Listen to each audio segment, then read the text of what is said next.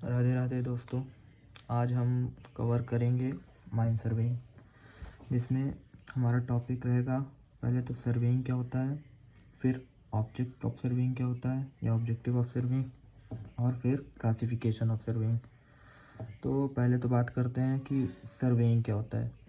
Surveying it is a science of determining the relative position of point on, above and beneath the earth surface by different measurement like horizontal, vertical and angular। तो मान लेते हैं ये earth surface है, ठीक। अब earth surface में points को डिटरमाइन करेंगे कि वो ऑन द अर्थ सरफेस है, अबव द अर्थ सरफेस है या बिलो द अर्थ सरफेस है। तो इन्हीं डिटर्मिनेशन ऑफ पॉइंट्स को हम लोग कहते हैं सर्वेइंग। और ये हो गया हमारा एलिवेशन।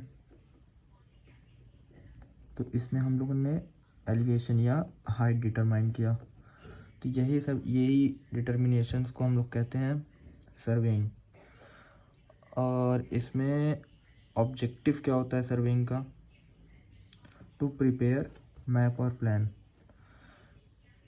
इसके अलावा सर्वेइंग का जब भी क्वेश्चन आता है तो अपने को तो ये डेफिनेशन लिखनी ही है, साथ साथ में एक छोटे से बॉक्स में सर्वेइंग और एंगल, हाइट और डायरेक्शन, ये ऐसे 3 टर्म हैं जिसको मिला के सर्वेइंग पूरा कंप्लीट होता है, जिसमें हाइट को हम लोग एलिवेशन भी कहते हैं।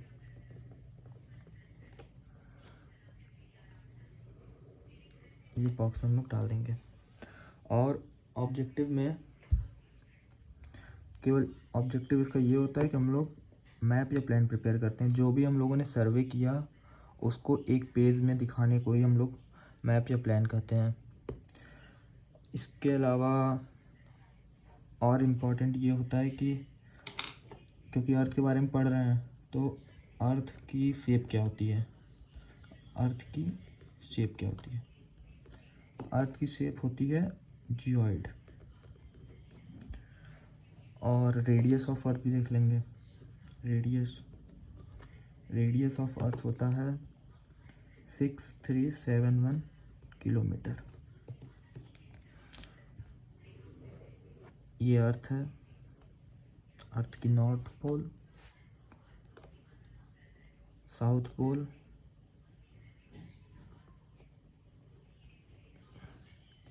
ये हो गई इक्वेटोरियल एक्सिस। तो इक्वेटोरियल एक्सिस हो गया, ये हो गया अर्थ का नॉर्थ पोल, साउथ पोल। ये वाली लेंथ को कहते हैं हम लोग पोलर लेंथ, और ये तो इक्वेटोरियल लेंथ है ही। इन दोनों के बीच की जो डिस्टेंस होती है, मतलब जो डिफरेंस होता है, मतलब इक्वेटोरियल लेंथ और पोलर लेंथ के बीच में जो डिफरेंस होता है वो होता है 42.91 किलोमीटर। तो इसको लिख लेंगे, distance in length of equatorial axis and polar length. इसके बाद आता है हमारा क्लासिफिकेशन। क्लासिफिकेशन बहुत इंपॉर्टेंट है। क्लासिफिकेशन कई बेसिस पे होते हैं कि किसी बेस्ड ऑन कर्वेचर ऑफ अर्थ होता है, और बेस्ड ऑन ऑब्जेक्टिव सर्वेइंग होता है, बेस्ड ऑन इंस्ट्रूमेंट यूज होता है। लेकिन पहले हम लोग आज कवर करेंगे बेसिस ऑफ कर्वेचर ऑफ अर्थ, जिसमें प्लेन सर्वेइंग होता है और जियोडेटिक सर्वे। प्लेन सर्वेइंग क्या होता है? देखिए, जैसे ये अर्थ सरफेस है,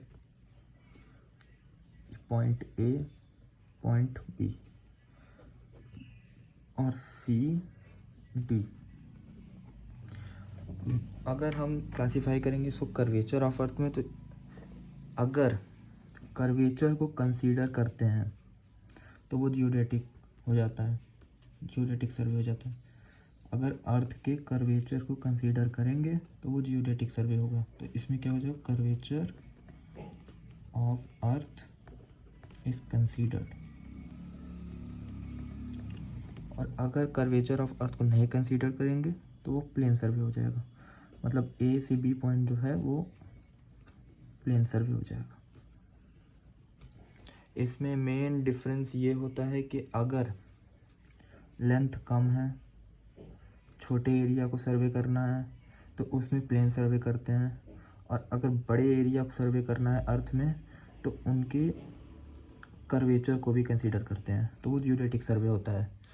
हम डिफरेंस जान लेते हैं प्लेन सर्वे और जियोडेटिक सर्वे में।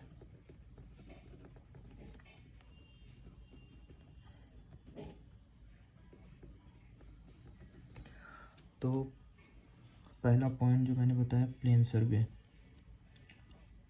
Curvature of earth is not considered.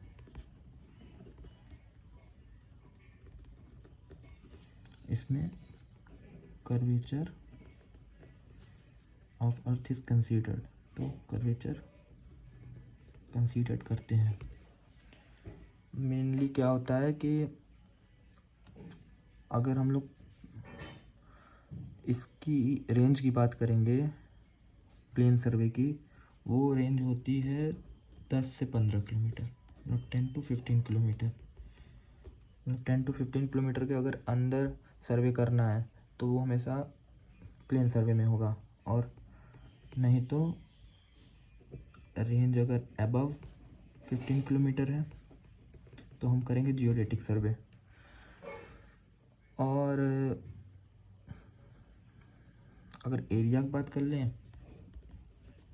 तो एरिया अगर 260 किलोमीटर स्क्वायर से लेस है तब तो प्लेन सर्वे करेंगे, और अगर एरिया 260 किलोमीटर स्क्वायर से ज़्यादा है तब हम जियोडेटिक सर्वे करेंगे। जो प्लेन सर्वे में हमारा ट्रायंगल बनता है, 2 पॉइंट के यूज़ करके जो ट्रायंगल बनते हैं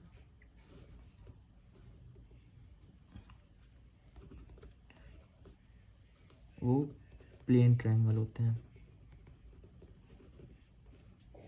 जिसके एंगल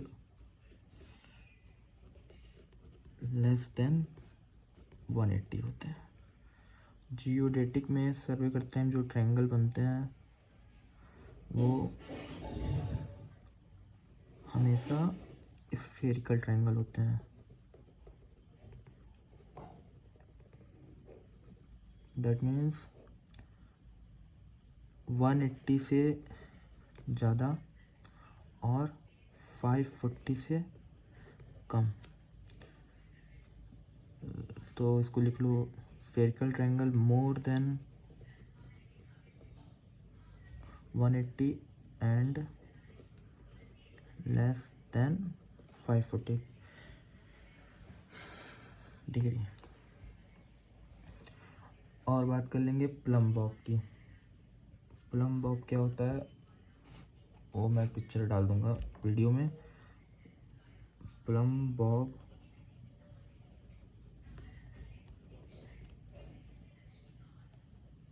कुछ ऐसा दिखता है, पिक्चर डाल दूंगा मैं, देख लीजिएगा आप लोग। बाकी इसमें जो प्लम बॉब में जो प्लम लाइन होती है वो प्लेन सर्वे में हमेशा पैरेलल होती है, क्योंकि कर्वेचर अर्थ का कंसीडर नहीं करते। तो अगर ए पॉइंट ये है, बी पॉइंट ये है, तो जो प्लम लाइन होती है वो हमेशा पैरेलल जाएगी। मतलब प्लम लाइन आर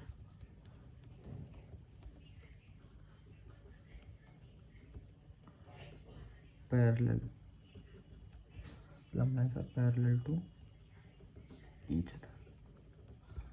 और क्योंकि इसमें अर्थ के कर्वेचर वो कंसीडर करते हैं, तो जब हम लोग प्लम लाइन देखते हैं तो हमेशा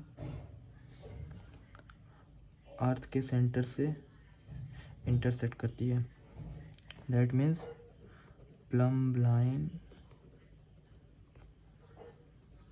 meet at centre of centre या सेंटर ऑफ अर्थ। तो यहाँ तक हम लोग कवर किए हैं on the basis of curvature of earth के में प्लेन सर्वे होता है, जियोडेटिक सर्वे होता है। प्लेन सर्वे वो होता है जिसमें कर्वेचर ऑफ अर्थ नहीं कंसीडर करते हैं, जियोडेटिक सर्वे वो होता है जिसमें कर्वेचर को कंसीडर करते हैं। प्लेन सर्वे में रेंज जो है 10 से 15 किलोमीटर होती है, और वहीं की जियोडेटिक सर्वे में रेंज हमेशा 15 किलोमीटर से अबव के लिए किया जाता है। एरिया 260 किलोमीटर स्क्वायर से कम होनी चाहिए प्लेन सर्वे के लिए, और जियोडेटिक के लिए हमेशा 260 किलोमीटर से स्क्वायर के अबव होनी चाहिए। प्लेन सर्वे में ऐसा प्लेन ट्रायंगल बनता है जिसका जो कि लेस देन 180 डिग्री ही होता है, क्योंकि sum of triangle less than 180 degree रहेगा, और इसमें हमेशा सम ऑफ ट्रायंगल जो रहेगा वो हमेशा 180 से ज़्यादा रहेगा और 540 से कम रहेगा।